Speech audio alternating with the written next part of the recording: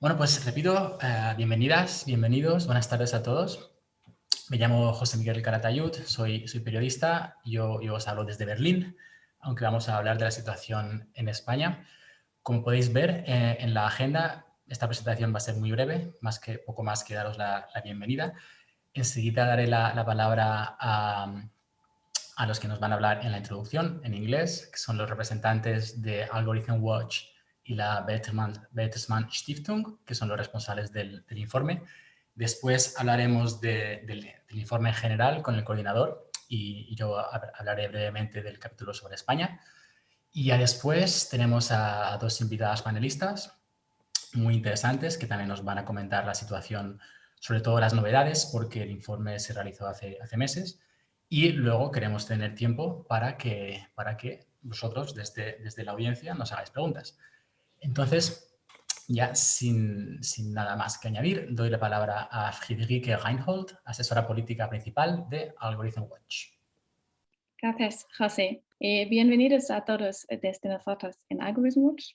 And I'm afraid I have to leave it here in my Spanish. I have to switch to English, so please excuse. And again, good evening to all of you, and a very warm welcome on behalf of Algorithm Watch. It's with great pleasure to see that so many people have joined us today, and to present to you today the Spanish edition of our new Automating Society report, which is a joint project of Algorithm Watch and Bertelsmann Stiftung.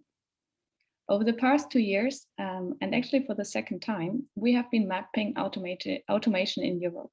Across 16 countries and also at EU level, we have gathered evidence on how algorithmic systems and automation are impacting people's life.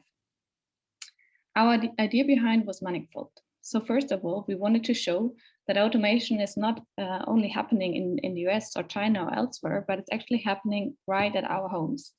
And it's impacting our lives, our access to education, to social benefits, to healthcare, etc. And it's directly affecting us. So we really wanted to show it's not an abstract thing we're discussing here. The second objective was to establish an evidence base, a systematically research evidence base on where automation is taking place. So often we see the rise of AI in the headlines, but where is it actually evolving, and where specifically do we see the instances, and what trends can we see across Europe? So we wanted to serve actually the research and civil society community to build up on an evidence base. And to somehow to make things more specific, and that was also linking already to our third objective, which was to show tangible and accessible real life cases to people, to also reach those people who may not be experts on technical issues or have not even joined any discussion on AI before, and to really go beyond to reach the people who are affected by these systems. But those people who may not have joined our discussion so far. And then finally, of course, we also wanted to link the evidence we found to action-based policy recommendations, because what we see, and this is will be shown soon to you by Fabio, is that we see a tremendous increase in these systems. So if we want to shape how automation is impacting our lives and want to have a say as a society, we need to keep things moving, and we need to act soon. Finally, I think this report would not have been happened the way it is right now without the tremendous work of an excellent research network. And I really would like to extend my sincere gratitude to all of you, and you know who you are. And some of you are even here tonight with us, for your excellent work. You all have contributed to this report. And I think I can clearly say that your work is the backbone of this report. So really, thanks a lot to all of you. And last but not least, I of course also would like to thank Bertelsmann Stiftung for tremendous support and great collaboration over the past years. And with this, I hand over to you, Ralph. Many thanks. Gracias y bienvenido de mi parte también. Estudié un semestre en Madrid, por eso es un gran placer para mí volver a España, al menos virtualmente. Pero desgraciadamente mi español es tan malo que prefiero seguir hablando en inglés. So maybe just one word about Bertelsmann Stiftung and why we are active in this field. So you might have heard of Bertelsmann Stiftung maybe in Spain, because we have a daughter foundation, Fundación Bertelsmann, which is focused on work in the education system, on in particular on fostering the apprenticeship model and fighting youth unemployment. So the German Mother Foundation is even working in much broader fields such as European integration, the healthcare systems.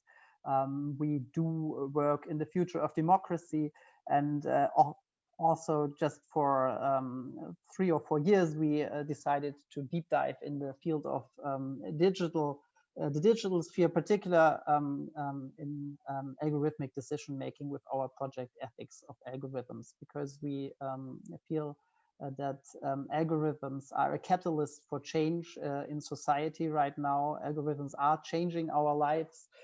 They can make our society, on the one hand, not only more efficient, but also fairer and more equitable by helping to compensate kind of for human weaknesses. So if you want,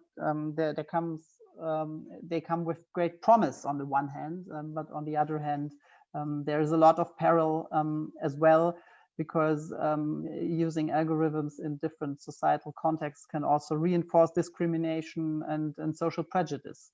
And so we think from a civil society perspective, it's high time to help setting the course for participation instead of more social inequality. And we feel this is one of the most pressing political tasks of our time. And so this is why we started activities in this field, why we follow with our project Ethics of Algorithms the path of utilizing potentials on the one hand for the common good of algorithms, and on the other side, we want to help ensuring adequate control when such systems are used, in particular in the public sector, where many people are affected by algorithmic decision making. So we, in the end, do activities in 3 fields. We want to help building competence and the broad societal debate on this issue. So if you want to shed light on the lights of gray instead of the black and white, we want to bring stakeholders together to make sure they do talk to each other instead of about each other. And finally, we help to pilot practical solutions in this field. And so the Automating Society report is kind of at least paying in the first 2 goals, helping to have a broad societal debate. This is also why this report is prepared for different target groups. On the one hand, with political, the political target group, for journalists as well, and you might have a look into the report and see also graphic novels, which might compel even for other broader target groups. So it's also really nice to have a look in this report, and do encourage you a lot to do so.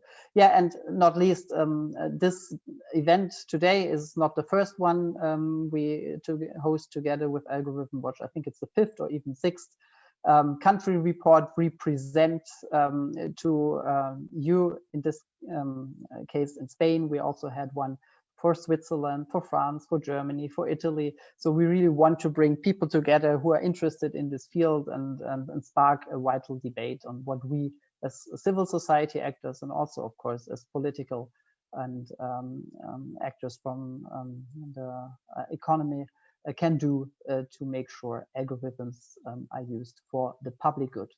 And so with this, I'm happy to hand over back to Jose, most probably, and I'm really looking forward to improve my Spanish skills now and lean back and hear what Fabio will present, probably also in English, and then afterwards the debate in Spain. Thank you.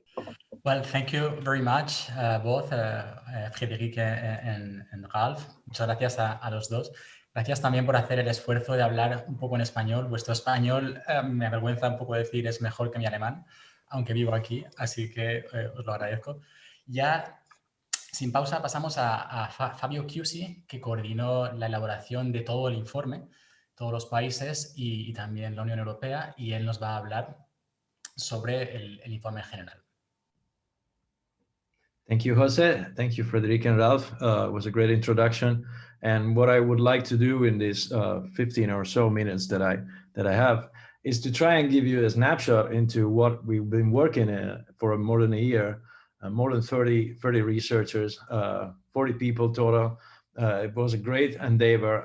It was a very, very important one, I think. But without further ado, I want to share my screen so that I can really give you a flavor of what is going on in the report itself. It was a very long and difficult, let's say, journey, but very important one. More than 300 pages of it. So it's really impossible for me to actually speak about it at length. But I wanted to show you something more, starting from what Frederica said already. As we already know, we have like comic artists too, and the report looks great since starting from the very cover. And what we wanted to show you today is like giving you a little bit of the evidence and how we worked, and so a little bit of a descriptive side of it, what we found out basically in the 16 countries that we studied, and also a little bit of the normative side to it, what we think this field should become in order to be more consistent, making the most of its potential, and also avoid endangering democracy and human rights. So as Federica said, this report builds on another report that we did last year, the first edition, in which we had 12 countries. And this year we have 16. We tried to broaden the scope for 4 more countries. We had Greece, Switzerland, Estonia, and Portugal. That weren't previously covered. Of course, we have a chapter on the EU at the EU level.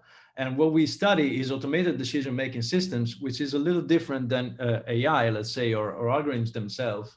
Is something a little bit more complicated even, I think, because they're social technical systems. They're something more than just technologies. They're the sum, let's say, of technology and human and power relations and justice relations and all the things that go into decisions that are partly or totally automated in Europe. So this is basically the focus of the study. And also, of course, as has been said, we want to provide some kind of policy recommendation to make them consistent with democracy and human rights. These are the countries that we studied. These are the characters that we used in some of the stories. You will see one later on. And of course, the Spanish edition includes a translation of the introduction, policy recommendation, and the Spanish and EU chapter. So it's not the whole thing. You will need to go and to the webpage I will link in the end of the presentation to actually have a read of the whole thing, which is, as I said, is a very long one and very detailed and rich endeavor. And we used multiple communicative styles for it. So we wanted to give, at the same time, we want to be rigorous. So we want to have the rigor of research, of academia, let's say. So we have a research part for that we already had. But after that, we also want to have, before that, actually, we wanted to have a journalistic piece for each of the countries. So we have an investigative journalist story for each of them, which goes into detail into one of these stories that we describe. And also we have one graphic novel style story that illustrates one of these cases, so that we really can reach everybody, every kind of audience, because I think, and we think, of course, that this algorithm decision-making system, automated decision-making system matter to us all. We also, of course, had to tackle the COVID-19 pandemic, and nobody could foresee that, of course. But during the summer, we published a preview report, let's say, also, and we were on exactly that, how ADM has been employed in the context of the pandemic. And of course, this is a very complicated topic. We're going to be studying it over the course of this year. So let's stay in touch for that. Going to the findings, the first finding is explained by the title. The title of the report is Automating Society, and the title of the presentation is Life in the Automated Society, meaning that, of course, the deployment of these systems have been so rapid and so widespread that we can already use the past tense. And this is very, very much the case in basically all of the countries that we studied. All researchers are basically agree on that, even to varying degrees, of course. And one of the clearest example that is face recognition that I know also mattered for the Spanish report, and I think it will be possibly discussed in Malaga, in Madrid, and if I remember correctly. But these technologies, biometric based technologies, were basically absent from the previous edition, and now they're popping up everywhere, from casinos to stadiums to schools, everywhere. So they've been challenged, but of course they should be challenged even more, we think, and we'll be coming to that too. But this is evidence of the fact, this is the clearest evidence, I'd say, of the fact that these technologies are multiplying, these systems are multiplying all over Europe.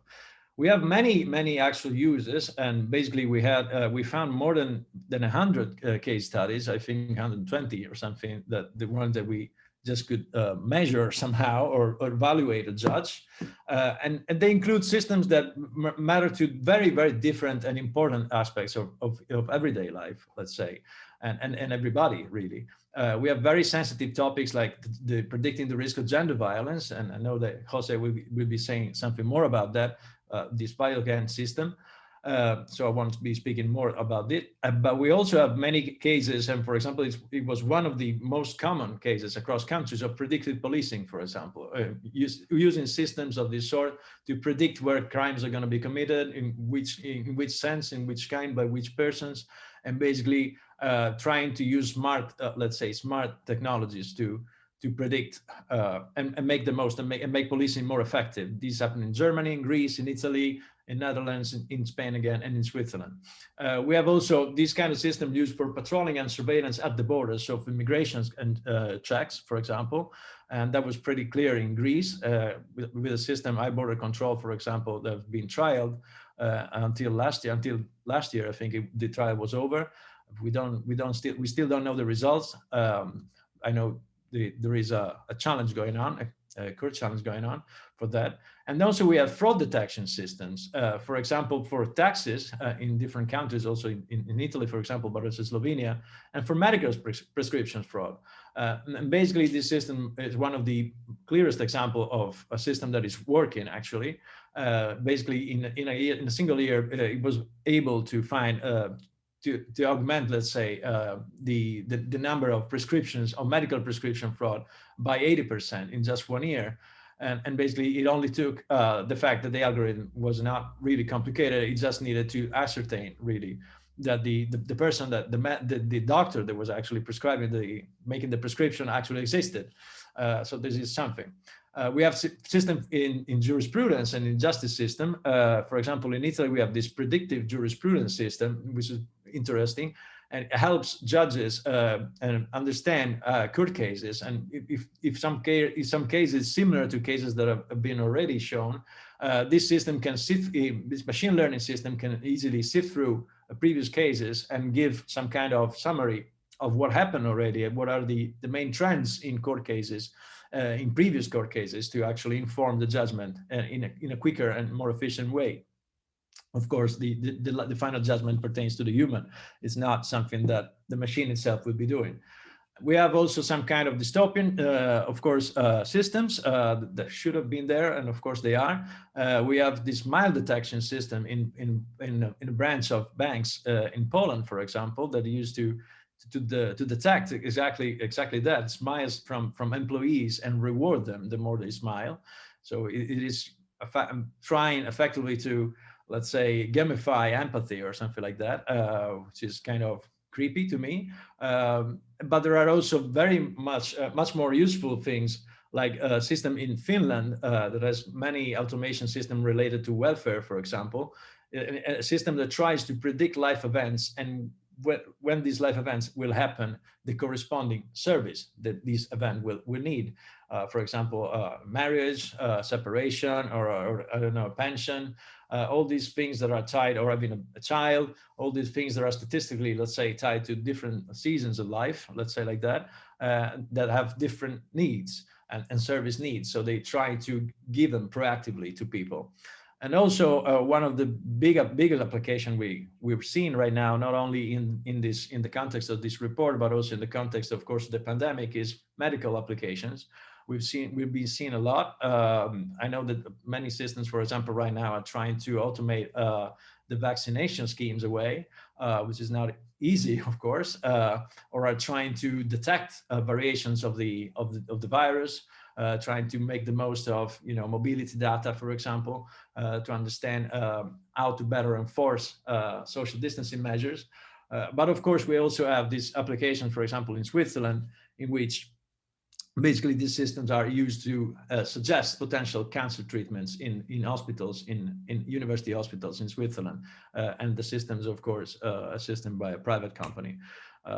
This is one of the way, I just wanted to give you a flavor. This is one of the stories, basically, of the graphic novel Illustrated Stories. This is the one for the Spanish, in the Spanish case of the Biohand system. I don't want to go through that because I don't want to spoil anything about what else it's gonna say. I just wanted to give you a flavor of how accessible and easy to understand these things are. And I think this is really something that is unique and that adds a lot of value to our work.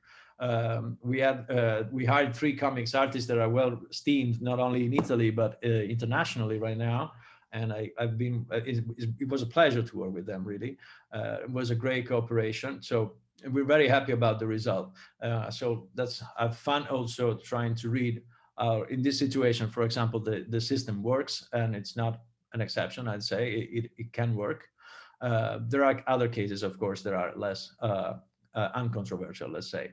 Another great finding, and one of the possibly the main finding that we find in the report, is that this automated society is really opaque, is really non-transparent, and this fundamental lack of transparency is a constant that comes across pretty clearly across all the countries that we study. So all researchers basically denounced these fundamental lacks of transparency, and this needs to change. This lack of transparency makes it really difficult for us to do the research and to actually judge the systems that we find. It's not easy to get data about this system. It's not easy to know how they actually work, how much automation is actually involved, to what degree, and what this system actually do. And many times, not even the deployers, not even those who deploy them, tell us why they're using them, or what precise end, or how to even judge their efficacy. Think about the exposure notifications app, the contact tracing apps. We don't even know how to measure whether they work or not. So this is a problem, of course, that is really tied to opacity. And this opacity, of course, prevents scrutiny and is precisely maintained for that reason. And not only that, it also prevents democratic debate. So what happens is that many of these systems, let's say, they're basically imposed upon us and not discussed with anybody. You just happen to find them when you ask really good, or you're really lucky, let's say, because I know that, for example, even in Spain, there are laws that should mandate some kind of proactive transparency around that, but as the face that Jose just made shows, they not always work, let's say like that. And also from the judge, what we could judge is that some of these systems had some clear evidence, let's say in one sense or the other, out of these more than 100 cases. And let's say that some of them had some positive or clearly positive contributions, but many more we couldn't say, really. So this is even when we asked, and this is bad in itself because we tried to get a greater understanding around that. And some others, let's say a little more, had actually negative aspects to them and needed to be challenged. And the good news there is that it is possible to challenge them. This algorithmic status quo is possible. It can be challenged. It's challenged by civil society, by academia, by journalism that serve actually as watchdogs of this automated society, and is also, of course, challenged through laws and legislation. We're in Europe, after all, and we have data protection authorities, we have the GDPR, we have legislation to try and challenge these systems. So this happened. There are many cases. I won't go into them, but it is only to show that it is possible to actually make the most of activism, let's say, at civil society and the legislation that we have, and journalism, of course. So it is possible to force some kind of transparency out of this out of these systems, even though it's not easy. And the very last part I wanted to quickly show you is this policy recommendation that I think will be also discussed a little bit in the following discussion, of course, to try and make these systems and this algorithmic status quo a little bit more transparent, a little more to make the most of their potential and avoid the risks that are many right now. So the first thing to do is to increase transparency, of course, and you will want to have public registers for this system. So you will want an EU law that mandates each state to have like this kind of algorithmic registers that says whatever what the public uses are of these systems and where they actually are. You need legally binding data access frameworks in order to actually access to the data and not being begging for them and not getting them, which is very important. Otherwise, if we are an evidence-based organization, we will not be able to judge. Another thing that should be done is to have a meaningful accountability around these systems, meaning that they should be auditable. They should be audited somehow. It's not easy to do so, but it should be done. And we need to find to start a discussion around that, let's say, and we need to make it done, to get it done. We need to support the civil society organizations that work as watchdogs, as we already said. We need to actually support them and fund them thoroughly, and we need to ban these face recognition uses or biometric technology uses that might amount to mass surveillance in live context or in public places, for example. These have been repeatedly shown to be discriminatory in many senses, in many ways, and the evidence there is pretty clear. So we need to act on them, and we need to stop them right now. The very last thing is that we need literacy around these systems. We need more democratic debate and discussion, which is, let's say, a close sister, let's say, of the transparency debate. The more you have transparency, the easier it is to have a democratic discussion around them. And even establishing independent centers of expertise around this system will help gathering the main experts, gathering the main intelligences and smart people that are working on these things, on these systems, and trying to make the most of their expertise. And you can find the report at this address, and you will also find the report of the Spanish report, and in Spanish, of course, at the same address. We will be sharing it too, also, if you need it in the chat. So I hope it was a lot, but I hope it helped somehow. Thank you so much, Fabio. Grazie, muchas gracias por esa presentación. Y ahora pasamos al siguiente punto, que es el mío, precisamente. Ahora ya me toca hablar de lo mío. Antes de nada, espero que la mayoría, si no todos, hayáis podido seguir las intervenciones de mis compañeros en inglés. Es la realidad en la que vivimos, gente de Alemania, de Italia, de España, y acabamos todos hablando en inglés. Entonces, antes de nada, también una pequeña clarificación por si acaso. Como los compañeros han comentado, hablamos de ADM, que es el acrónimo en inglés de toma de decisiones automatizada, de procesos automatizados en los que se toma una decisión. Dentro de estos procesos, de estos sistemas, es donde suelen estar los famosos algoritmos y de eso, pero como ha comentado Fabio, nosotros ponemos el foco un poco más en el sistema más amplio. Entonces, yo soy el autor del capítulo sobre España, del informe de este año, que se publicó originalmente en inglés, todo el informe que cubre 16 países y la Unión Europea, y entre ellos España, y lo que presentamos hoy es la traducción al español de los capítulos que tratan sobre España, sobre la Unión Europea y las recomendaciones. También que os recomiendo a todos que os descarguéis. Pero un pequeño aviso, el texto del capítulo en español está actualizado hasta mayo del año pasado, porque por una serie de motivos, entre ellos una pandemia y demás, pues se tuvo que retrasar la publicación. Pero la idea de Algorithm Watch es publicar este tipo de informes cada año y que cada año el informe actualice lo del anterior de forma que se vaya creando una especie de catálogo que vaya actualizando la situación año tras año. Este es el segundo. En 2019 se publicó el primero, que también incluía España, pero está de momento solo en inglés. También otra pequeña mención, como también ha comentado Fabio, mientras estábamos trabajando en el informe principal, fue cuando nos cayó a todos encima la pandemia. Entonces nosotros hicimos un paréntesis y nos pusimos muy rápido a investigar y a escribir sobre las aplicaciones que en muchos sitios estaban saliendo conectadas con la pandemia, sobre todo a la hora de tratar de, me viene todo en inglés a la cabeza, de seguir los casos, de encontrar los contactos de las personas.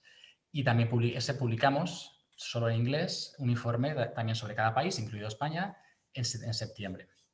También lo podéis descargar desde la página de Algorithm Watch. Y ahora ya sí empiezo a hablar del capítulo sobre España, pero voy a ser muy breve porque me interesa mucho escuchar lo que nos van a contar Mar y Gemma y porque también me gustaría que podamos debatir y que nos comentéis vosotros lo que queráis saber. Y también no os quiero contar mucho del capítulo porque espero que os lo leáis. Quiero intentar haceroslo interesante. Como ha contado Fabio, sobre cada país tenemos un capítulo como digamos más serio, más de informe, que es el que recoge toda la información y ese es el que escribí yo. Además hay un reportaje periodístico, quizá más entretenido de leer, que pone el foco en un caso particular. Y en España es Biogen, que es un protocolo sobre la violencia de género. Y además hay una parte de cómic, como ha mostrado Fabio, porque la idea es llegar a cuantas más audiencias mejor. Entonces, en una línea, si tuviese que resumir la situación en España, es que como en el resto de los países, cada vez hay más sistemas de ADM en uso en la administración pública.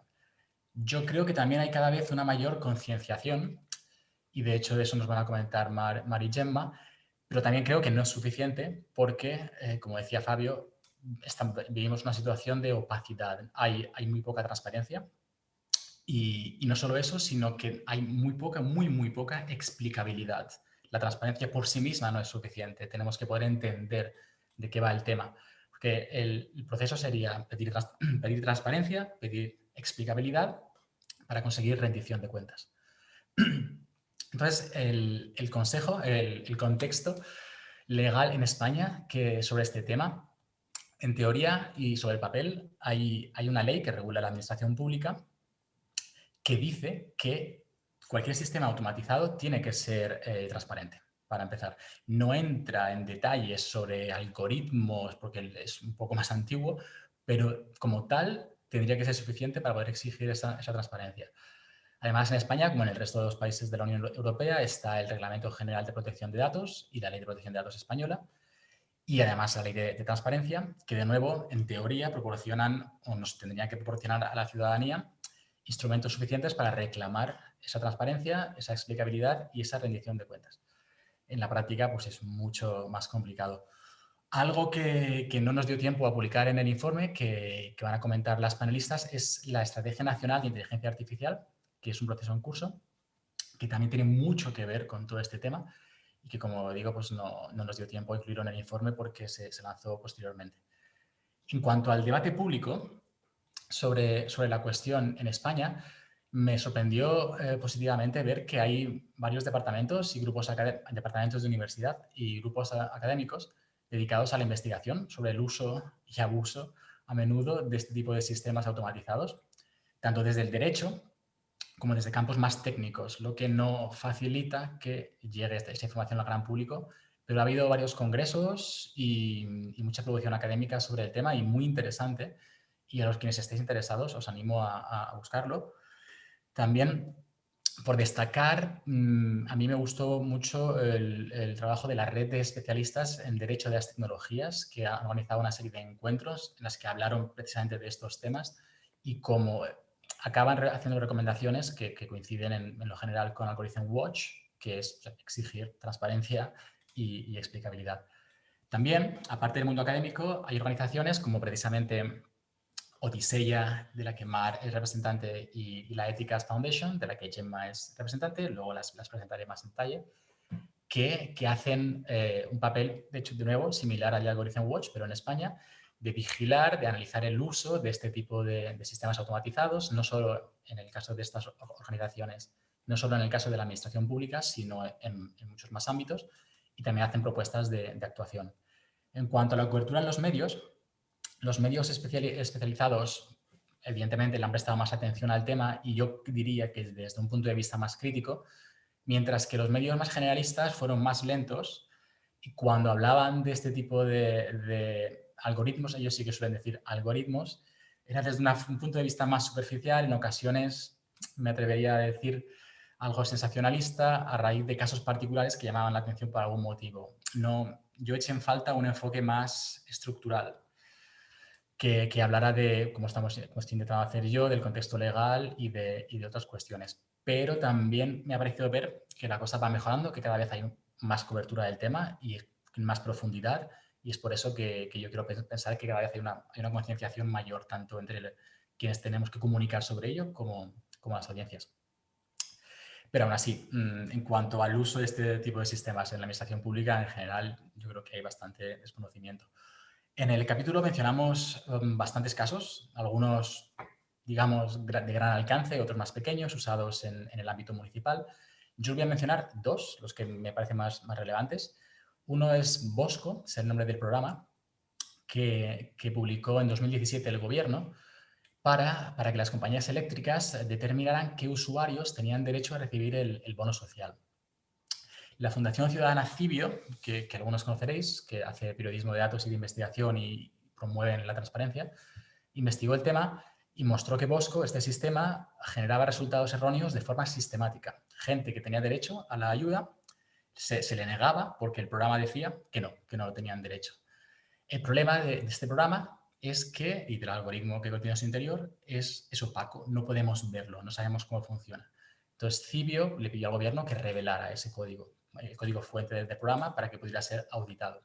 El gobierno se negó, a pesar de que lo desarrolló el propio gobierno y se usa en el ámbito público, y Cibio inició una causa judicial que de momento está en curso, que podría acabar llegando al Tribunal Supremo. Cibio argumenta que el código fuente de cualquier programa como Bosco que sirva para tomar decisiones que afectan a la vida pública tendría que ser público también.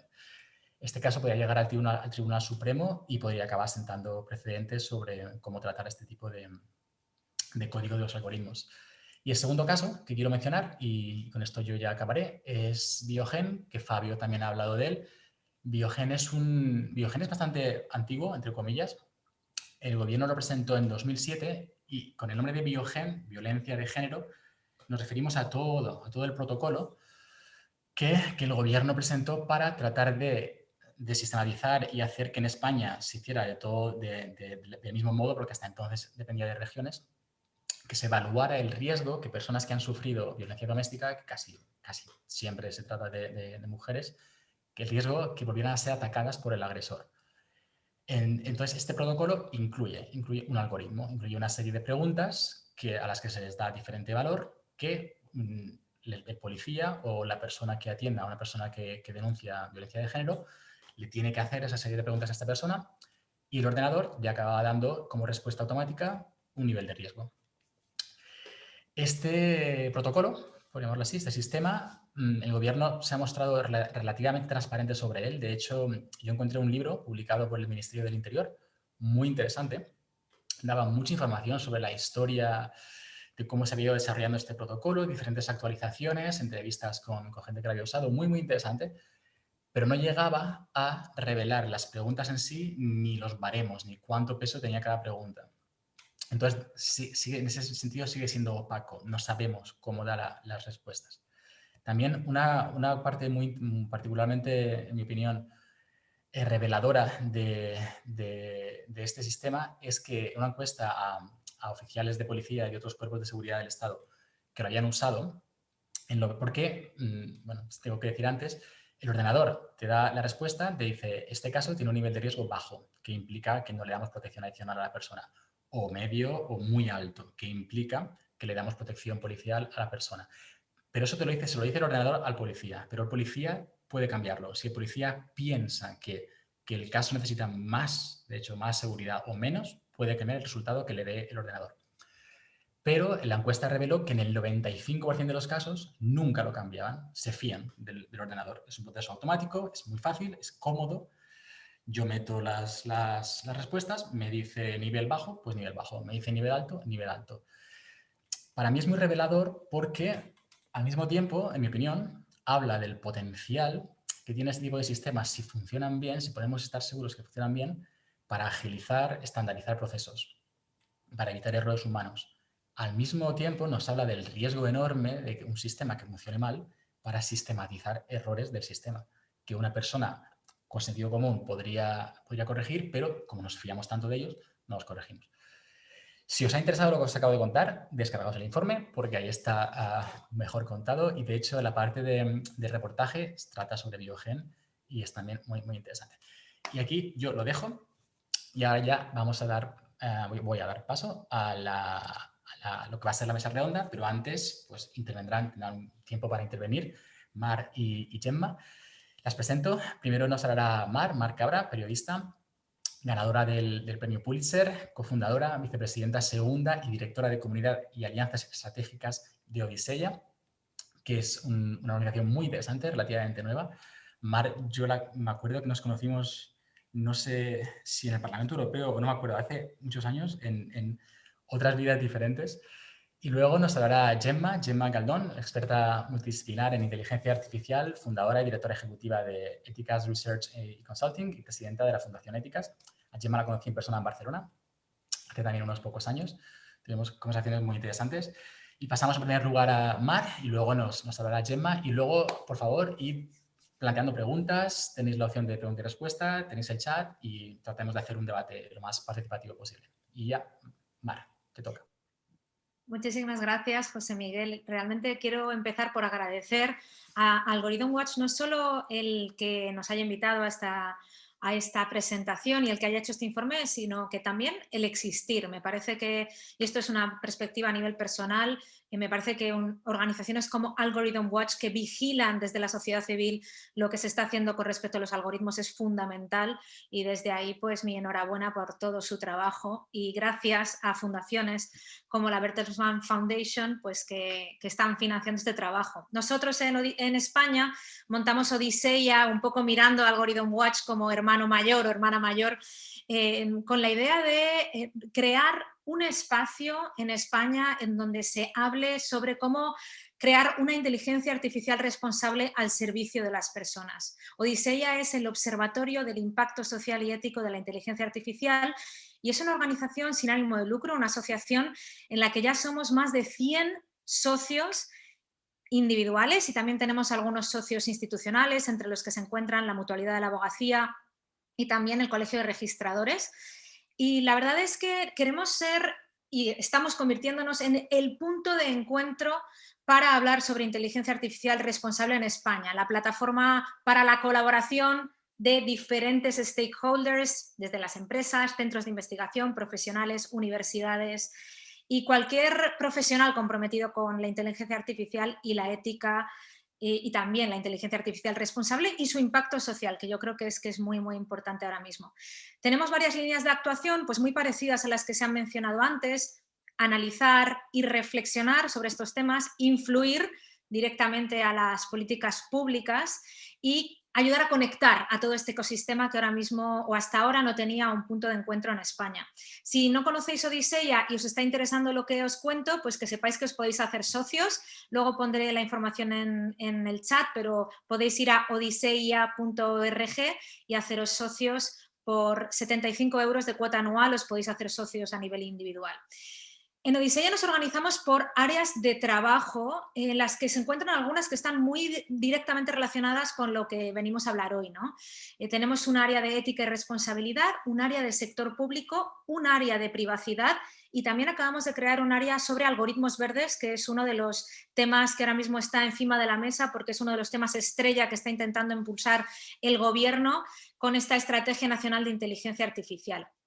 Quería transmitiros en esta pequeña presentación unas ideas, no solo mías, sino de un trabajo colaborativo por parte de todas estas áreas que he mencionado, sobre un poco cómo están funcionando en España ahora mismo las actuaciones administrativas automatizadas, que ese es el término legal con el que se conocen a este tipo de actuaciones en la administración pública, según la legislación española. No digo nada nuevo, España es un país retrasado, como en todo, pues también en algoritmos en la administración pública, en actuaciones administrativas automatizadas y falta madurez. Hablando con Enrique Benítez Palma y con Eduardo Galocha Lozano, que son quienes dirigen el área de sector público, que los dos llevan muchísimos años, varias décadas trabajando en la administración pública, tanto en Andalucía, como es el caso de Enrique, como con el Ministerio de Justicia, como es Eduardo. Ellos me resaltaban varias cuestiones que quiero compartir con vosotros. Me decían, mira, queremos decisiones públicas basadas en algoritmos, pero la administración tiene que estar preparada y ahora mismo hay mucho que mejorar. Básicamente 4 áreas que no tienen tanto que ver con la tecnología, sino más con los seres humanos. ¿Cuáles? Pues primer área a mejorar, el área de recursos humanos. Falta gente formada. Hay que evaluar, nuestra recomendación de hecho hacia la Estrategia Nacional de Inteligencia Artificial es que es importante que la Administración evalúe las competencias a las plantillas existentes en estrecha coordinación con el Ministerio de Función Pública y también con el instituto que se dedica a formar a los funcionarios a nivel estatal, como es el Instituto Nacional de Administración Pública, así como los diferentes organismos que hacen lo mismo a nivel autonómico. En segundo lugar, también creemos que es importante introducir competencias digitales y éticas en las exigencias de acceso a la función pública en todos sus niveles y ahora mismo en las oposiciones se está pidiendo muy poca información al respecto y entonces no estamos mirando hacia el futuro qué tipo de administración queremos crear y qué tipo de funcionario queremos crear. Fundamental también equipos multidisciplinares porque con auditorías cada vez más tecnológicas, y de esto seguro que hablará Gemma, pues es fundamental que los equipos sean multidisciplinares, que haya informáticos, digo esto de informáticos porque muchas veces en la administración se habla de los de informática, los informáticos, como aquellos que están ahí, que siempre me hacen la vida difícil, y sin embargo ahora mismo no podemos vivir sin los informáticos. Estoy súper simplificando esta terminología, pero realmente es fundamental que para que la administración sea más digital haya equipos multidisciplinares con conocimientos en administración pública y también en tecnología y en desarrollo tecnológico y en estos temas de los que estamos hablando. Falta cultura del dato ahora mismo en la administración pública en España. Creemos que es muy importante porque si no tenemos buenos datos desde los que partir, ¿qué decisiones automatizadas vamos a crear? Pues van a ser decisiones automatizadas probablemente sesgadas y probablemente que no lleven a conclusiones correctas. Y por último, la verdad es que el último reto del que me hablaban mis compañeros del área del sector público es un reto legal. Legal porque bajo el derecho administrativo actual en España, todas las resoluciones tienen que ser motivadas cuando se deniegan o conceden derechos. Esto quiere decir que cuando se da una subvención, una prestación o un reconocimiento concreto, la administración tiene que motivarlo. ¿Qué está pasando? Que como hay falta de transparencia, como hay opacidad o como a veces se trabaja con organismos externos que hacen el trabajo, instituciones externas como las consultoras que hacen este tipo de trabajo para la administración, pues es muy difícil implementar este tipo de trabajo, ¿no? Con lo cual hay varias áreas de mejora, entre ellas estas, pero estamos en un momento de oportunidad. Sí me gustaría decir que, como ya bien señalaba José Miguel, a finales de este año, a principios de diciembre, el presidente del Gobierno presentó la Estrategia Nacional de Inteligencia Artificial, que hay en España una Secretaría de Estado dedicada a inteligencia artificial y que ahora mismo están intentando implementar pues esta estrategia que esperemos que no se quede en papel mojado. Desde Odiseya hemos dado una serie de recomendaciones y que quiero apuntar una cosa y seguro que hablaremos más muy rápido. Tiene un eje estratégico justamente, que es el eje estratégico 5, para potenciar el uso de la inteligencia artificial en la administración pública y en las misiones estratégicas nacionales. Ahí se habla en la medida 22 de la creación de una institución que se va a llamar GovTech Lab, que básicamente quiere ser un laboratorio de innovación para desarrollar nuevos servicios y aplicaciones de inteligencia artificial en la administración pública. Y dentro del GovTech Lab hay una idea de la que habla de justamente crear un registro de este tipo de cuestiones, de todas las decisiones por parte de la administración. Con lo cual, una de las recomendaciones que se ha hecho al principio pues está más o menos recogida en esta estrategia y ahora lo que queda es ver pues, cómo se implementa. Las primeras medidas de la Secretaría de Estado pues, las quieren poner en marcha a partir del segundo trimestre y veremos a ver qué es lo que pasa. Pues muchísimas gracias, Mar. Muchísima información en muy poco tiempo. Ha sido muy eficiente y espero que podamos comentar varios de esos aspectos. Y ahora, Gemma. ¿Qué tal? Buenas tardes. Gracias por la invitación, gracias por el informe, por el currazo. Un placer verte, José. después de tanto tiempo y de hablar tantísimo, te tengo muy presente por tus contribuciones siempre súper interesantes en listas de distribución y en diferentes canales de actualización de lo que ocurre en este espacio. Me apetece especialmente estar aquí porque había leído la guía en los últimos días y hoy me puse a leerla más profundamente y la guía dice que la Fundación Éticas que presido está con poca actividad. Entonces es una oportunidad para contarte toda la actividad que estamos haciendo. Imagino que cuando cerrasteis el informe era a finales del 2019, cuando estábamos precisamente en el cambio de página web y en el lanzamiento de los proyectos nuevos. Así que lo que querría es un poco compartiros cuál es la experiencia desde Éticas en trabajar en temas de automatización y de algoritmos, que creo que es muy complementario a lo que habéis visto con Algorithm Watch. Primero, nosotros tenemos como dos sectores principales de actividad.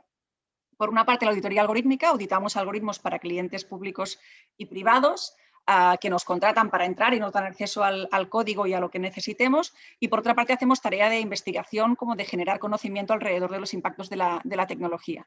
Y una de las cosas que tenemos, uno de los proyectos que tenemos en la página web precisamente es el Observatorio de Algoritmos de Impacto Social, que es un buscador donde se puede entrar y buscar diferentes algoritmos por país, por región y también por tipo de impacto. Lo que hacemos es categorizarlos por el tipo de impactos que hemos identificado que tienen, un poco para esa contribución a crear como un primer registro de esos algoritmos. Es un observatorio ahora mismo global, pero precisamente esa posibilidad de buscar, de filtrar por región y por país, lo que queremos es contribuir a que las organizaciones de la sociedad civil en diferentes países puedan acceder a esa información y no empezar de cero como empezamos nosotros, ¿no? Yo me acuerdo hace ya casi 4 años, cuando empezamos a preguntar a nuestros clientes, colaboradores, si utilizaban algoritmos, uno de los primeros problemas que nos encontramos fue de lenguaje. No entendían la pregunta. Nadie hablaba de algoritmos hace 4 años.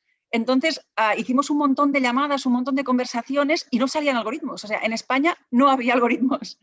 Y entendimos que era un problema de lenguaje. Y empezamos a preguntar, ¿estáis automatizando procesos? Y ahí empezamos a tirar de hilos y a empezar a descubrir diferentes procesos que no teníamos para nada mapeados, ¿no? Entonces me parecía súper interesante también que vosotros hablarais de Automating Society, porque precisamente es el lenguaje que descubrimos que la gente entendía. Igual hoy ya se entiende más lo que es un algoritmo, pero en ese momento dentro de las organizaciones se hablaba de automatización de procesos y así empezamos esa tarea de mapeo. Para nosotros es importante, cuando hablamos de algoritmos, hablar de qué tipo de algoritmos son relevantes y hablamos siempre de algoritmos de impacto social, porque es que hay un montón de algoritmos y en realidad donde más algoritmos hay es, por ejemplo, en logística. Y un algoritmo de logística, a no ser que esté definiendo pues, dónde construir un hospital, tendrá un impacto social relativo o mínimo o no tendrá ningún riesgo en términos de impacto social, con lo cual también es muy importante como esa tarea de definir exactamente qué es lo que tiene que estar sobre ese escrutinio importante, tanto por parte legal como de la sociedad civil, y cuáles son los algoritmos que no tenemos que perder tiempo con ellos porque no tienen impacto social. Nosotros lo que hemos hecho es un poco categorizar cuáles son los espacios donde están emergiendo o proliferando estas herramientas de decisión automática.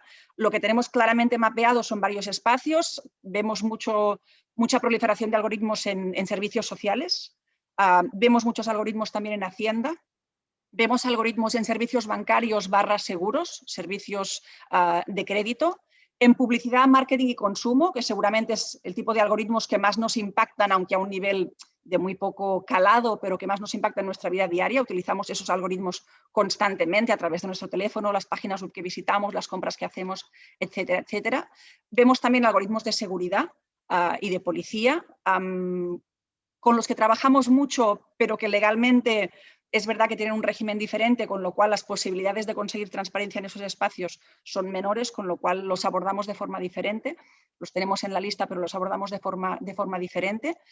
Vemos algoritmos en movilidad, en trabajo, en justicia, en temas médicos y en temas cada vez más de monitoreo de discurso de odio o sencillamente de discurso para identificar discursos de odio. Nosotros en OASI, en España, tenemos identificados algoritmos de justicia en atención a mayores, de monitorización de discurso de odio, en policía y en empleo. Hemos trabajado mucho con Biogen. A Biogen llevamos tiempo persiguiéndoles para poder auditar Biogen. sin éxito, pero con una conversación que está ongoing y que esperamos que en algún momento se pueda realizar precisamente para aportar esa explicabilidad que reclamaba José, que es muy necesaria. Y además es un algoritmo que por lo que sabemos es un buen algoritmo, es decir, que una auditoría en este caso seguramente no revelaría cosas negativas, incluso podría abrir la puerta a incorporar machine learning o algún tipo de mayor utilización de esos datos que se generan. Al final, Biogen no utiliza los datos que genera, más allá de esa asignación de riesgo momentánea, con lo cual hay un potencial de desarrollar inteligencia artificial responsable, evidentemente, en ese espacio que no está explorado y que se podría hacer siempre con esas garantías de auditoría. ¿Cuáles son qué tipo de tecnologías nos encontramos? Porque creo que es muy importante empezar y hablar en términos más técnicos, ¿no? Para que la gente entienda realmente qué hacen esos algoritmos, porque hay algoritmos de muchos tipos. Nos encontramos sobre todo 4 tipos, y son los que somos más expertos en auditar: algoritmos de recomendación, algoritmos de priorización, algoritmos de procesamiento de lenguaje natural y algoritmos de imagen. Básicamente son las grandes 4 categorías y funcionan diferente y la auditoría implica cosas diferentes y los riesgos también son diferentes en estas diferentes tecnologías. ¿Cuáles son las dinámicas que hemos visto en estos últimos tiempos, tanto a nivel global, pero también con impacto en el ámbito local?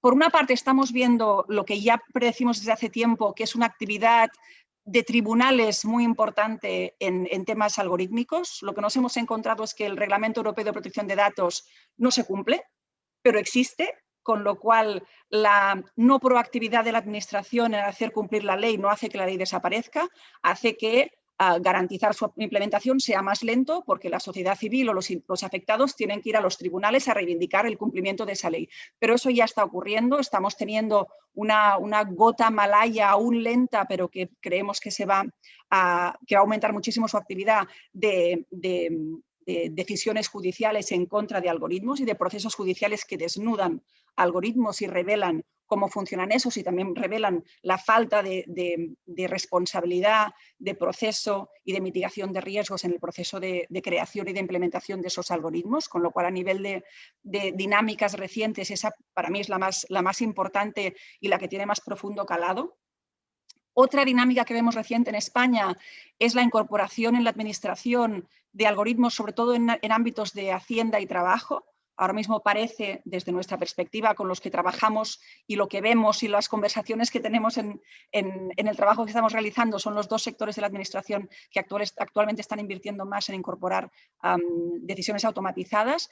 Es muy interesante el caso de trabajo, donde sí estamos trabajando directamente, porque están tomando una doble vía de actuación. Por una parte, regular algoritmos a través de la ley Rider, en un sector muy específico, pero de mucho impacto, que es la economía de plataformas, pero además la incorporación de algoritmos para determinar inspecciones de trabajo, con lo cual tanto incorporar internamente inteligencia artificial para mejorar los servicios, para ser más eficientes, como también regular aquellos algoritmos que impactan sobre su ámbito de trabajo, como son en este caso los riders que trabajan para la economía de plataformas.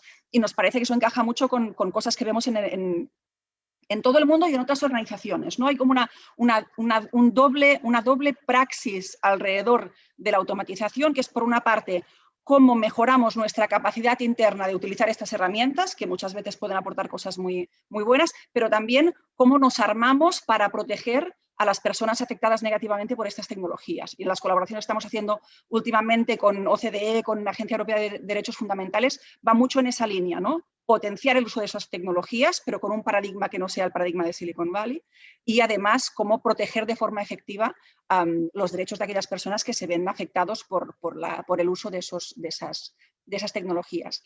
Y la tercera dinámica que hemos visto en este año es las locuras COVID, que es el uso de tecnologías de inteligencia artificial por la COVID sin que respondan a un problema real, sin que realmente tengan capacidad de solucionar nada vinculado a la COVID. Al final, la inteligencia artificial vive de datos del pasado. Con una pandemia nueva no tienes datos del pasado, con lo cual la inteligencia artificial no funciona.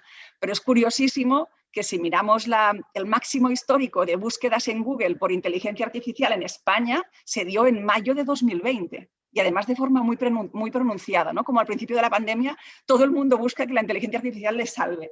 Y esa es una dinámica que vemos constantemente, una cierta over-reliance, como sobreconfianza en la tecnología y en la inteligencia artificial como algo que te puede solucionar una papeleta de una pandemia global, que al final se ha visto que no, ¿no? Pero hemos visto varias locuras COVID en este año de empresas que han dicho yo te lo soluciono con un algoritmo y evidentemente han sido fruto de un noticiero de mediodía y nunca más se habló porque no han conseguido absolutamente nada.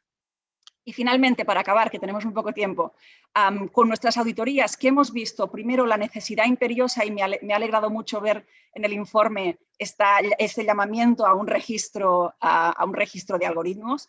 Además, es un tema que en España sería facilísimo de implementar, porque ya teníamos, antes de GDPR, teníamos el registro de bases de datos, es decir, tenemos ya una dinámica en la cual las empresas tienen que, o cualquier actor tiene que manifestar a una administración que está gestionando datos, es recuperar ese proceso, pero adaptarlo a los algoritmos. En auditoría también hemos visto mucho la necesidad de aterrizar principios. No más principios, por favor, los tenemos todos. Sabemos que queremos responsabilidad, sabemos que queremos transparencia, pero ¿cómo lo hacemos? Tenemos leyes, tenemos principios, pero no tenemos reglamentos, no tenemos prácticas.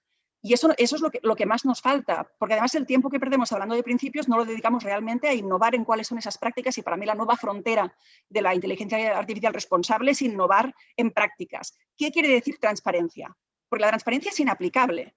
El código transparente no se puede implementar porque las empresas están cubiertas por leyes de protección de propiedad intelectual precisamente. Es decir, hay muchos principios que son inaplicables. Pues ¿de qué hablamos? Igual no queremos transparencia, igual queremos explicabilidad. Si queremos explicabilidad, ¿qué significa explicabilidad? ¿Qué puntos debe cumplir un informe de explicabilidad? Nosotros lo abordamos a través de la auditoría algorítmica de la que acabamos de publicar nuestra metodología para que todo el mundo pueda utilizarla y pueda hacerla servir. Pero es importantísimo empezar a decir de qué estamos hablando, cuáles son los thresholds, qué aceptamos y qué no aceptamos. O sea, no más llamamientos genéricos porque no nos sirven. Lo mismo con discriminación. Decir que los algoritmos no tienen que discriminar es absurdo. Un algoritmo para asignar vivienda protegida tiene que asegurar que esa vivienda protegida no vaya a personas con rentas muy altas. Es decir, el algoritmo, su trabajo es discriminar. El tema es determinar si la discriminación es buena, mala, justificada o no justificada. Y eso es un trabajo que no es un trabajo técnico, es un trabajo político o es un trabajo de comprensión del contexto. Con lo cual también decir el algoritmo tiene que discriminar es una afirmación genérica que no ayuda a los tecnólogos, a los técnicos, a entender cómo hacer mejores los algoritmos. O con temas de minimización de datos. Si minimizamos los datos y dejamos de recoger datos sobre temas sensibles, después no podemos auditar para proteger colectivos dentro de los algoritmos. Y eso es un problema gravísimo que tenemos. El mejor algoritmo, según los teóricos, es el algoritmo que no recoge datos personales. Si yo no sé que eres mujer, no te puedo proteger dentro del algoritmo. Con lo cual, ¿cómo resolvemos estos problemas reales, concretos, de cómo regulamos la sociedad algorítmica? Y finalmente, ¿cómo creamos garantías? Al final, muchas de las garantías no van a estar en el algoritmo. Las garantías van a estar en el ecosistema que rodea, tanto a nivel legal como social, ese algoritmo. ¿Cómo aseguramos que las personas impactadas por una decisión algorítmica tienen derecho a defenderse si consideran que esa decisión es injusta? ¿Cómo aseguramos temas de responsabilidad? Si el algoritmo es responsable, ¿quién es responsable? ¿Quién lo compra? ¿Quién lo hace? ¿Quién tiene la propiedad intelectual? Todo eso no lo hemos determinado aún. ¿Cómo valoramos y evaluamos los momentos, los procesos de interacción humano-máquina? Nos estamos encontrando, como muchas veces, cuando la decisión algorítmica se suma a la decisión humana, estamos sumando lo peor de la discriminación algorítmica con lo peor de la discriminación humana. En lugar de ser al revés, podemos auditar un algoritmo y hacerlo perfecto y que después nos venga una persona humana con automation bias, con sesgo de automatización, que sea incapaz de implementar esa decisión de una forma responsable. ¿Cómo entramos en ese ámbito y cómo aseguramos que esa regulación algorítmica incorpora también ese proceso hasta que la decisión es final y que la decisión se le transmite al usuario, ciudadano o a la persona? Y finalmente, preguntar la gran pregunta, que al final es inteligencia artificial, muy bien, pero ¿para qué? qué problemas tenemos que realmente pueden solucionar los datos, porque estamos viendo también muchísima inversión en inteligencia artificial que no soluciona problemas y que utiliza herramientas como algoritmos que no funcionan. Con lo cual, esa pregunta básica de antes de invertir en tecnología, preguntar ¿para qué? ¿Qué problema social o logístico o económico tenemos que queremos resolver con una herramienta de inteligencia artificial? Y ya está, lo dejo aquí. Muchas gracias. Muchas gracias, Gemma. También como Mar, muchísima información en este tiempo. Pues, a ver, me comentan los compañeros de Algorithm Watch que tenemos hasta las 8 como muy tarde, o sea, un poquito más de 20 minutos, para comentar todo lo que hemos hablado. Vamos a empezar por Marc, me parece que quiere añadir un par de cosas y enseguida ya pasamos a las preguntas, que he visto que hay varias. Y,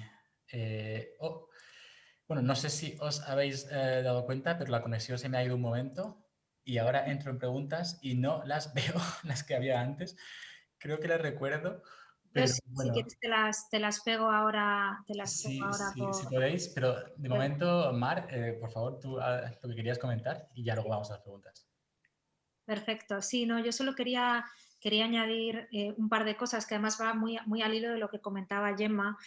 Realmente tener un registro es fundamental y desde ahí nosotros vemos una oportunidad porque por lo menos la administración ahora mismo se ha comprometido por escrito a llevar a cabo esto, ¿no? Quería leeros las palabras de esa Estrategia Nacional de Inteligencia Artificial que os he puesto en el chat por si alguno no se lo ha leído. Dice literalmente, este GovTech Lab, ¿no? Que os decía que se va a crear, este laboratorio de innovación para temas de servicios y aplicaciones de la inteligencia artificial en la administración pública, tendrá un registro de sistemas automatizados en la administración pública que documente los sistemas automatizados ya existentes y futuros y que además lleve a cabo una evaluación ética y legal de dichos sistemas. Lo que uno se pone en papel, luego habrá que ver cómo se aterriza, que es un poco, yo creo, lo que decía Gemma, pero bueno, sí que es una oportunidad que hay y además ahora mismo estamos en un momento de oportunidad también porque vienen un montón de dinero de Europa con estos fondos Next Gen que básicamente hablan de reforma tecnológica, de digitalización y con los que se van a aterrizar muchísimas de estas cuestiones, pero habrá que estar pendientes. Y lo segundo es que lo que comenta Gemma es la clave con respecto, no me he metido en la parte más de también privada, pero nosotros lo estamos viendo en Odisea, ahora mismo hay mucho principio, pero no se está aterrizando y es por eso que nosotros, por ejemplo, hemos lanzado a nivel de la empresa privada una iniciativa que se llama Guía, que lanzamos también con el apoyo de la Secretaría de Estado de Inteligencia Artificial a finales de noviembre y con el acuerdo con Microsoft, Google, IBM y algunas otras grandes tecnológicas para empezar a hablar en concreto de los retos a los que se están enfrentando y ver cómo los están resolviendo, no solo las grandes tecnológicas, sino también la empresa privada en España. Ahora mismo hay muchísimo aire, muchísimo humo alrededor de la inteligencia artificial y la verdad es que hay muchísimo por hacer, porque un informe que miraba en las empresas del IBEX 35 hace un par de años, los informes corporativos que se publican en la Comisión Nacional del Mercado de Valores, solo una de las 35 grandes empresas en España hablaba de ética cuando mencionaba inteligencia artificial o Big Data, con lo cual hoy estamos hablando de administración pública. Creo que también hay muchísimo que hacer en el mercado privado y en España sobre todo, y no solo a nivel de las grandes, sino también de las pequeñas y medianas empresas. Desde ahí, pues muy de acuerdo y muy en línea con lo que comentaba Gemma de aterrizar en el día a día y en la realidad, porque si no se queda todo en grandes palabras. Pues perfecto. Además, me viene perfecto, Mar, para enlazar con una de las preguntas, pero antes voy a contestar yo brevemente dos que creo que puedo contestar brevemente. Además, la segunda, que va dirigida a mí, que era de Santiago, sobre la regulación de los procesos automatizados en la administración pública. ¿Cómo se define? Me tengo que ir al informe y cuando yo lo escribí, en el momento que lo escribí, que fue mayo del año pasado, la ley que regía era la ley 40/2015 de Administración Pública, que define actuación administrativa automatizada como cualquier acto o actuación realizada íntegramente a través de medios electrónicos por una administración pública en el marco de un procedimiento administrativo y en la que no haya intervenido de forma directa un empleado público. Y el texto también establece que antes de tomar cualquier actuación administrativa automatizada, se debe establecer cuáles de las autoridades competentes serán las encargadas de definir las especificaciones, programación, mantenimiento, supervisión y control de calidad y, en su caso, auditoría del sistema de información y de su código fuente. Entonces, eso es lo que dice la ley de la administración pública. No usa las expresiones que hemos usado nosotros porque es de 2015, pero por eso yo decía que sobre el papel y en teoría es un instrumento que se puede usar para reclamar esa transparencia y explicabilidad. Brevemente, sobre todo Gemma y ahora también Mar han hablado de este tipo de algoritmos y de sistemas también usados en el sector privado. Por supuesto, los más famosos que a todos nos suenan, Facebook y Google, usan algoritmos para decidir qué nos aparece en las pantallas. El caso del informe de Algorithm Watch trata solo sobre la administración pública, pero esto afecta a todo, nos afecta a todo. Y Odisea y la Ethics Foundation miran a todos los ámbitos y os animo a que vayáis a sus páginas web. También otra pregunta muy breve era me salen sin los nombres, creo que era Concha, que además me gusta ver nombres que conozco en las preguntas, Concha y Thais, y que preguntaba si hemos analizado procesos automatizados en la administración pública autonómica o solo estatal. En la estatal, en algunas autonómicas y en algunas municipales, Concha, porque no había, en nuestro informe, no había espacio ni tiempo para entrar a todo, pero queríamos destacar que España, que es un estado bastante descentralizado, ahí se encuentran en todos los niveles, aplicados también, como decía Gemma, hay que distinguir entre los que pueden tener un impacto mayor y los que tienen menos impacto, pero se encuentran en todas las administraciones, se están normalizando su uso, lo que tiene sentido, pero no se está normalizando esta educación para la ciudadanía, para los comunicadores, para que podamos realmente hablar, nos falta un poco el lenguaje.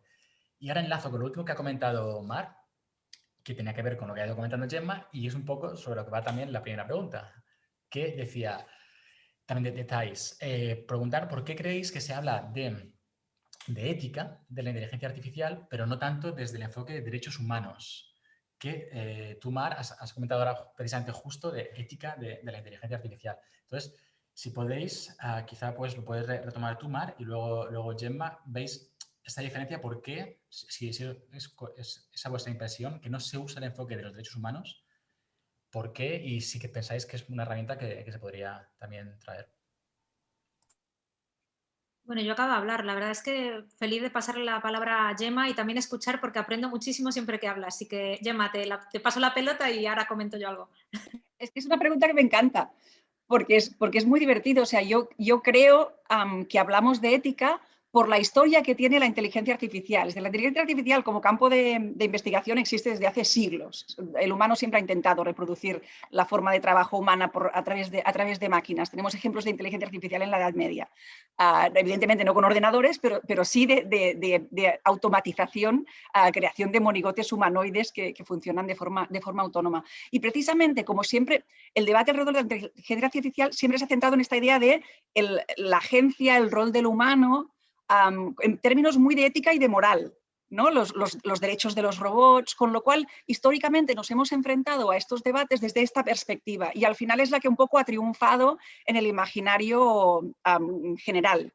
Pero es verdad que al final a lo que nos podemos coger y la forma de proteger a personas en procesos automatizados son los derechos humanos y las leyes existentes. Es decir, muchas veces nuestro trabajo es entender esos temas de ética y de moral más genéricos y hacerlos casar con ese marco legal que es el que nos permite realmente proteger a las personas. Pero eso creo que no es un tema querido o hecho expresamente. Es una herencia que tenemos de cómo se ha hablado de la inteligencia artificial y su impacto en el pasado, cuando la idea de poder hacer inteligencias artificiales como las actuales, la idea de tener aprendizaje automático aún era muy lejana y se planteaba esa idea, pues, si los robots nos podrían acabar sustituyendo, etcétera, etcétera.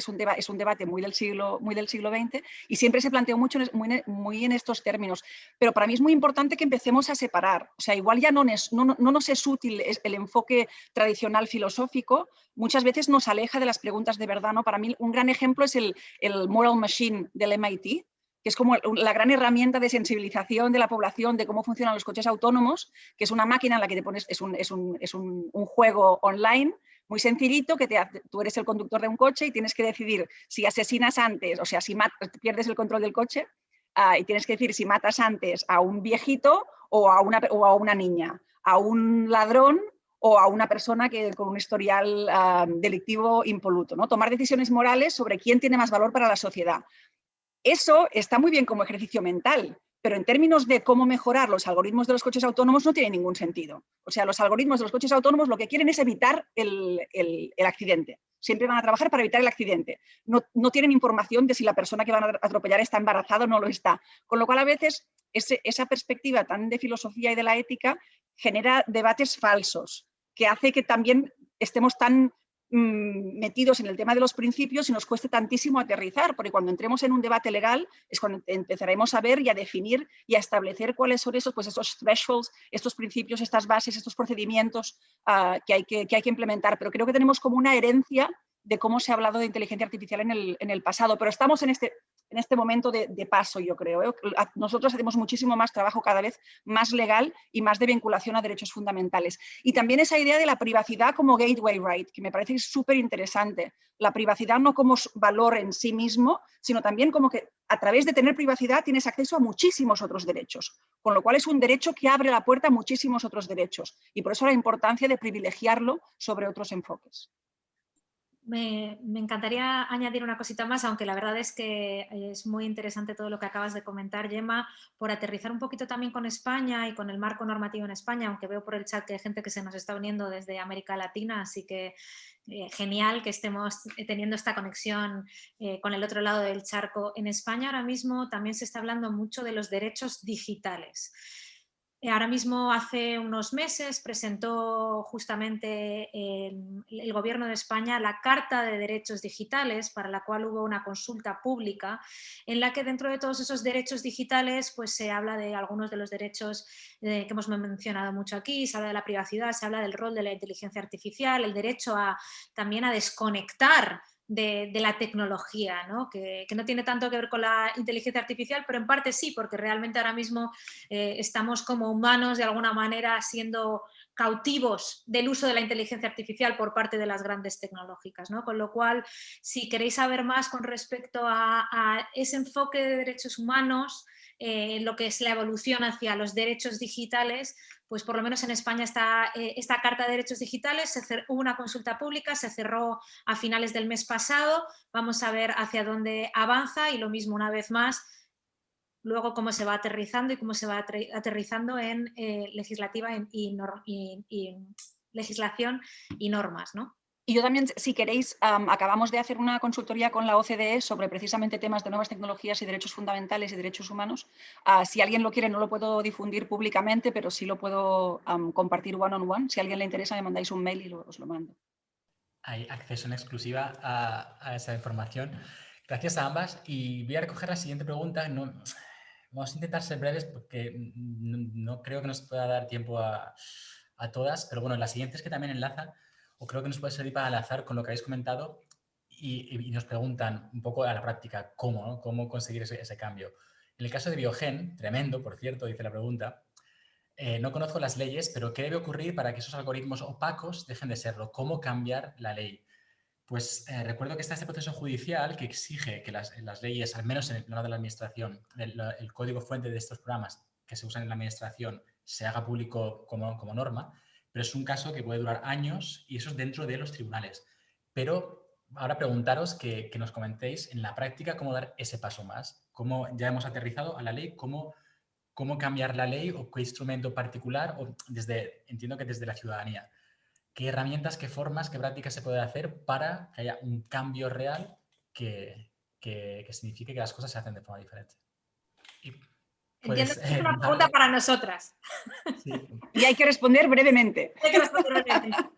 A mí es difícil responder brevemente, pero yo creo que ahora mismo en España estamos intentando que se genere sociedad civil y organizaciones de la sociedad civil sobre estos temas para poder dar esa voz de la sociedad civil y expertos que a lo mejor no pertenecen a grandes empresas, a grandes consultoras y que tienen tanta voz con la administración pública, pues para que puedan acercar su opinión a la administración pública e influir en lo que se está haciendo. En España ahora mismo estamos en un momento clave, no paro de repetirlo, pero es que es verdad, se ha presentado esta estrategia lleva dinero asociado, presupuesto que ejecutar y también lleva asociado una serie de normativa que se va a tener que desarrollar, con lo cual ahora mismo todas las voces que podamos aportar, que no sean las típicas voces que hacen lobby, que hacen influencia en la administración pública, pues son bienvenidas. Y es por eso que en Odisea intentamos ser el hub, el punto de encuentro de todos esos profesionales y de todas esas empresas que creen una inteligencia artificial responsable para, entre otras cosas, influir en la administración pública. Yo tengo una perspectiva un poco diferente, estando de acuerdo con todo lo que dices y lo que dice mucha gente. Yo creo sinceramente que es injusto poner el peso de la accountability algorítmica en la sociedad civil. Creo que la responsabilidad de lo que está ocurriendo no es de la sociedad civil. Creo que las empresas tienen que cumplir la ley y la administración pública tiene que asegurar que la ley se cumpla. Cuando ya tenemos una ley y lo que hay es incumplimiento, es decir, sociedad civil, tienes que decirlo. Ya existe una ley, hay un marco regulatorio, lo que hay es incumplimiento y una inactividad de la administración pública en exigir ese cumplimiento, con lo cual, primero, desculpabilizarnos, o sea, no es nuestra culpa que se use y se abuse de nuestros datos de forma constante. Puedo poner muchísimos ejemplos en muchos ámbitos de nuestra vida. Nadie nos exige que seamos expertos para tomarnos un medicamento, por ejemplo. Yo no tengo que tener una licenciatura en química para entrar en una farmacia. Yo no tengo por qué tener una licenciatura en informática para descargarme una aplicación en mi móvil o para decidir o para ser víctima de un algoritmo. Creo que es exigir que los derechos que ya están redactados, que ya existen, se cumplan, exigírselo a las empresas y a la administración pública. Creo que el mejor trabajo ahora mismo es poner la piedra en el tejado de la industria y de la administración pública. Yo solo por aclarar, Gemma, eso es básicamente lo que intentaba decir. A lo mejor no lo he dicho claramente. Yo no estoy diciendo que la sociedad civil sea la responsable. Lo que estoy diciendo es que creo que es muy importante que generemos sociedad civil fuerte para poder hablar de estos temas y para poder empujar a la administración y exigir que se cumplan los derechos, ¿no? Y la legislación. Con lo cual, solo por matizar, por si acaso se me había malinterpretado o me había expresado yo mal. No. Y gracias a ambas, y yo por resumir lo que habéis dicho, contestar también a la pregunta: ¿qué se puede hacer desde la ciudadanía? Lo que han dicho ellas, educarse, leer sobre el tema, establecer alianzas y juntos presionar para que desde la administración se hagan cumplir las normas. Nos queda muy poquito, estoy mirando las preguntas y voy a juntar dos, que es algo que me parece muy interesante, que yo al menos desconozco y me gustaría saber si vosotras podéis aportar al debate, que son, nos preguntan, ¿dónde está? Sobre el papel de los sindicatos. Y ahora mismo no, la tenía, pero no la encuentro. Bueno, me vengo. También otro comentario que dice: vale, derechos humanos, pero también podemos poner la perspectiva en los derechos laborales y cuál es el papel, el rol que están teniendo o que podrían tener los sindicatos en este debate público y a la hora de cambiar las normas, las instituciones. Yo reconozco mi desconocimiento y tengo mucha curiosidad de ver si os habéis encontrado este campo en vuestro trabajo. Es posible que esta sea la última pregunta, entonces pues también tratemos de ser breves. Y Mar, yo te tengo aquí grande en pantalla, pues ¿por qué no empiezas tú? Yo la verdad es que a mí no me gusta hablar de lo que desconozco y soy bastante transparente con lo que conozco y no conozco. Yo soy periodista, estoy desde hace 10 años metida en el tema de la intersección entre la tecnología y los temas de humanismo y ahora mismo estoy muy concienciada con estos temas de cómo justamente están utilizándose los algoritmos en la administración y por qué y en el sector privado. Y por eso cofundé Odisea con un grupo de personas. ¿Y por qué digo esto? Pues porque hay mucha gente que da opiniones sobre cosas que no saben. Y yo sobre el último tema que estás comentando, pues la verdad es que no es a lo que me dedico y no me gusta comentar. La primera pregunta se me ha perdido entre todo el lío, así que si la puedes volver a repetir, te te lo agradezco. Pero con respecto al lo de los sindicatos, el foco desde la perspectiva de los derechos laborales, paso palabra, y más allá de que realmente pues creo que ahora mismo es muy importante que se hable de estos temas, que la ENIA, si recuerdo de cabeza, habla justamente sobre impacto social y un poco qué vamos a hacer con todos esos trabajos que se van a ir perdiendo con la implementación de la inteligencia artificial, pero prefiero pasar la palabra a Gemma, que seguro que ella tiene algún caso concreto. Y luego con respecto a los sindicatos, pues la verdad es que ahora mismo nosotros, en mi experiencia en año y medio de Odisea y mi experiencia como periodista, he visto bastante preocupación por parte de los sindicatos con respecto justamente a eso, a los trabajos que se van a perder, pero una de las tendencias que estamos viendo y que yo estoy viendo a nivel personal es una demonización de la inteligencia artificial y un negacionismo hacia cualquier proceso que utilice inteligencia artificial. Con lo cual, una cosa es ser críticos y por otro lado, creo que también hay que intentar tener una visión amplia y constructiva sobre lo que nos puede aportar la inteligencia artificial. Temazo el de los sindicatos y el mundo laboral, es uno de los espacios donde más algoritmos estamos identificando. Hemos hecho además trabajo de campo en ver cómo están realmente implementando esos algoritmos en lugares de trabajo, sobre todo en el sector industrial y en el sector servicios. Es uno de los espacios que además nos permite explicar mejor por qué la tecnología no es neutral. Porque la tecnología al final siempre responde a dinámicas contextuales que dicen mucho sobre nuestra sociedad. No hemos encontrado ninguna tecnología diseñada para defender derechos laborales. Todas las tecnologías laborales del mundo del trabajo están diseñadas para mejorar productividad, para mejorar la capacidad de control del empresario. Es decir, todo el dinero, toda la inversión, toda la innovación en tecnologías del mundo del trabajo han ido a reforzar el papel de quien ya tiene más poder en ese contexto. Y a cambio, el otro espacio donde se podrían incorporar a innovaciones tecnológicas para defender derechos laborales, en ese espacio no existen. De ese tema hay bastante conciencia en el mundo sindical. Llevamos pues más de 2 años trabajando con comisiones obreras, con COTEC, con el Sindicato Europeo, con la Confederación Europea de Sindicatos y con la OIT, precisamente en eso, no solo en ver cómo la tecnología impacta sobre el mercado de trabajo, sino también ver qué está ocurriendo dentro de los espacios de trabajo y cómo proteger derechos laborales en esas dinámicas. Y también viendo, por ejemplo, en este trabajo hemos estado formando también a sindicalistas durante mucho tiempo y en una clase me acuerdo un sindicalista que me decía, es que el derecho a la desconexión está muy bien, dice, pero es que nos quita derechos. Dice, yo, antes de que regularan el derecho a la desconexión, yo tenía derecho a que cualquier hora extra se me pagara. Y ahora de repente sale un derecho digital laboral nuevo que lo que dice es que en ciertos momentos yo puedo trabajar fuera de mi horario laboral sin cobrarlo. Con lo cual, la trampa de los derechos digitales muchas veces que si no se referencian en conquistas establecidas ya en ese marco de derechos humanos, derechos fundamentales y derechos consagrados, lo que hacemos es aceptar perder cosas en esa traducción en el ámbito digital. Me pareció una reflexión que en su momento me pareció como, ¿pero qué estás diciendo?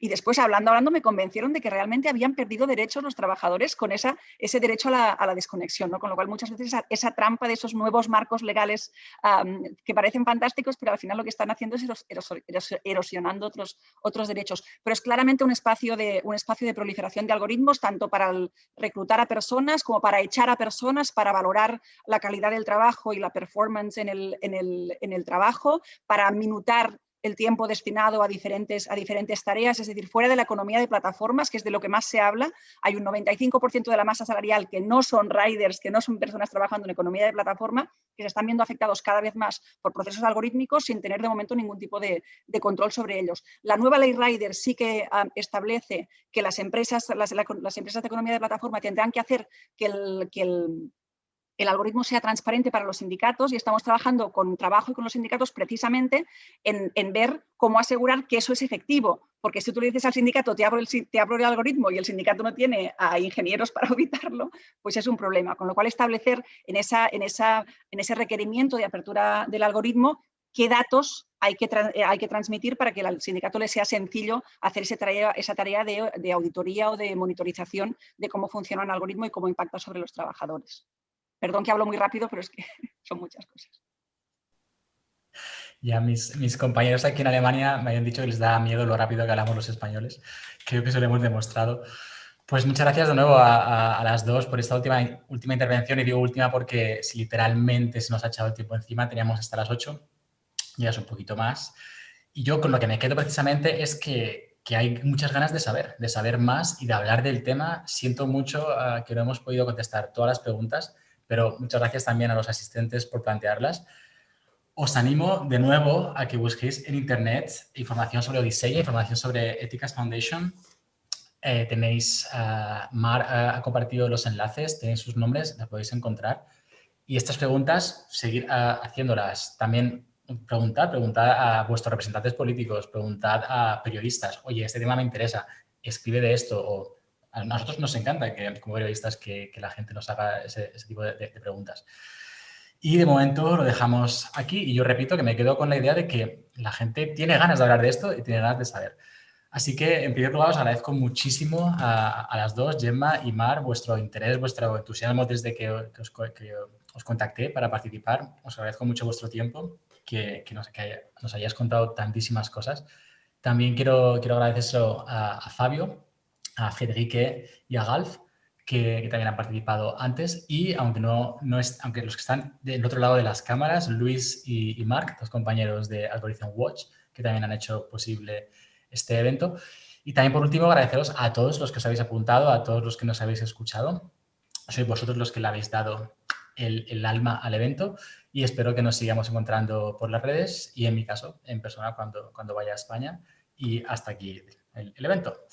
Hasta pronto. Gracias a todos. Hasta luego. Gracias. Chao, gracias. Todos, buenas noches.